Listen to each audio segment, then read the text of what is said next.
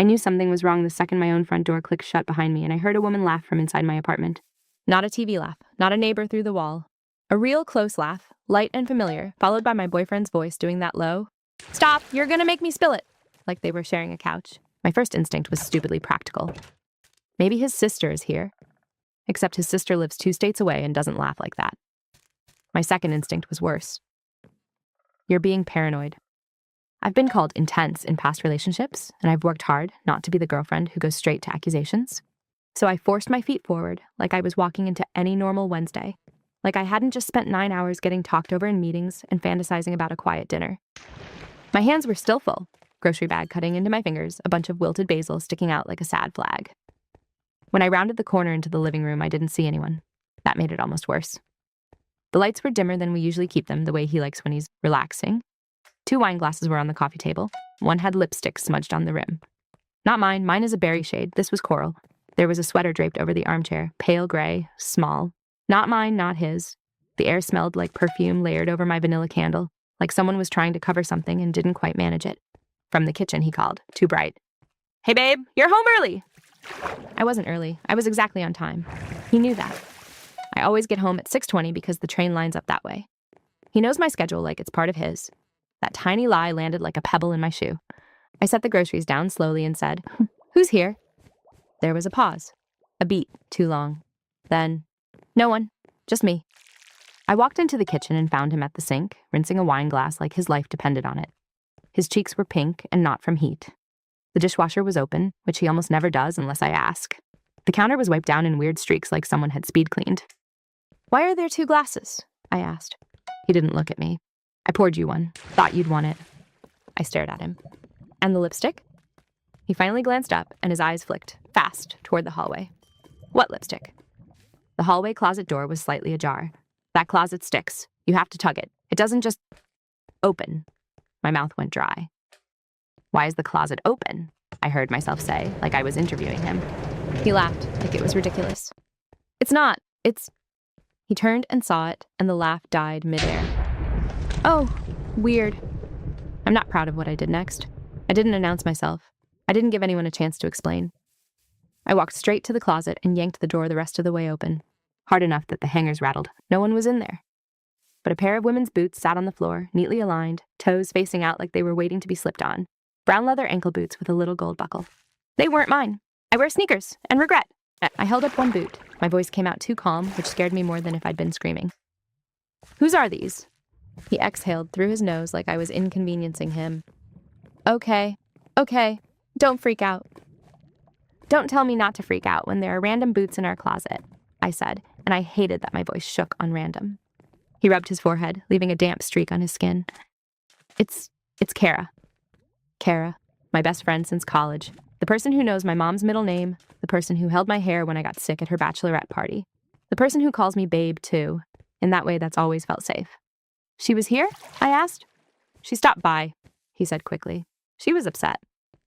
"About what?"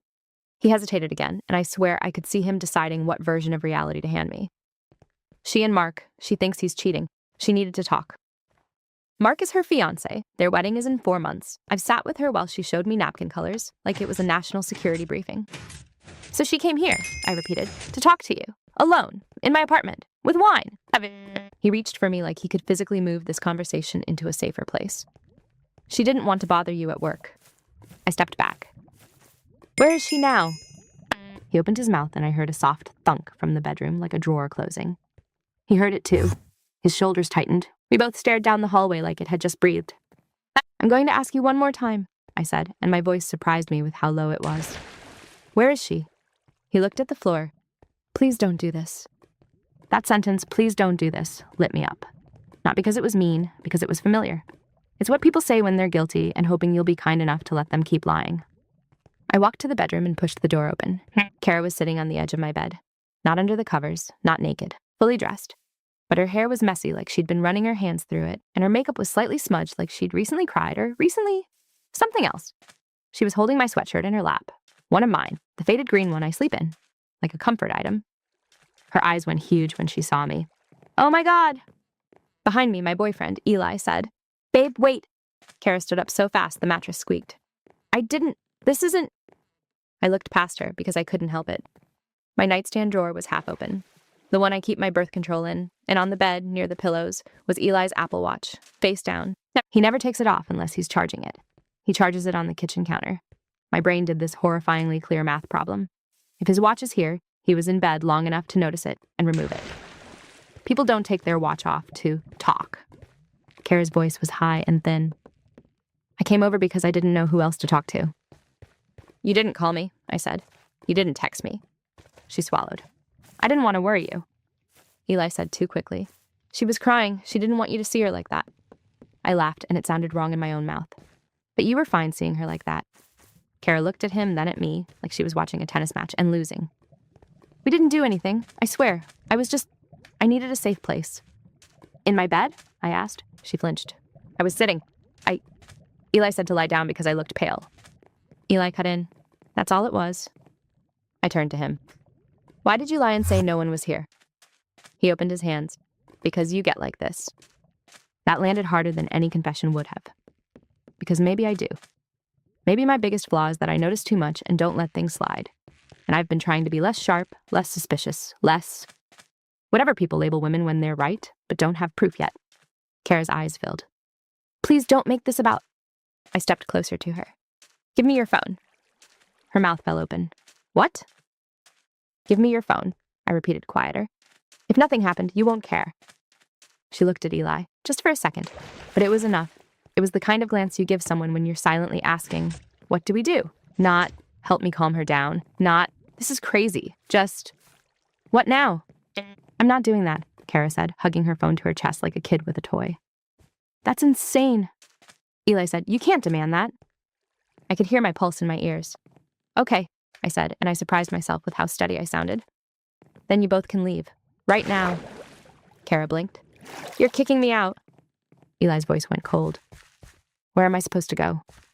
That's when I realized the moral dilemma wasn't going to be some dramatic choice between dumping him or staying. It was going to be about what I was willing to do with uncertainty. Because here's the truth I can't stop circling. I didn't see them cheat. I saw lies, objects out of place, and the kind of panic people don't have when they're innocent. I saw my best friend in my bed, holding my sweatshirt like it belonged to her. I saw my boyfriend weaponize my past intensity like it was a get-out-of-jail-free card. Kara started crying for real then, hands shaking. I swear on my life we didn't... Eli muttered, this is exactly what I meant. And I did something I'm still not sure is unforgivable or completely reasonable. I walked back into the kitchen, grabbed my keys, and left them standing there. I went to sit in my car in the parking lot for almost an hour, staring at my phone, waiting for one of them to call, to text, to chase after me, to say, I understand why this looks bad instead of you're crazy. When I finally checked my notifications, there was one message. From Kara. Please don't tell Mark. I'll explain everything tomorrow. Not, are you okay? Not, I'm sorry. Not even, I didn't do it. Just, don't tell him. I haven't gone back inside yet. I'm still in my car because if I walk in and see them gone, I'll wonder where they went. If I walk in and they're still there, I'll have to decide what kind of person I am in the next 5 minutes. And the part I can't stop thinking about is this.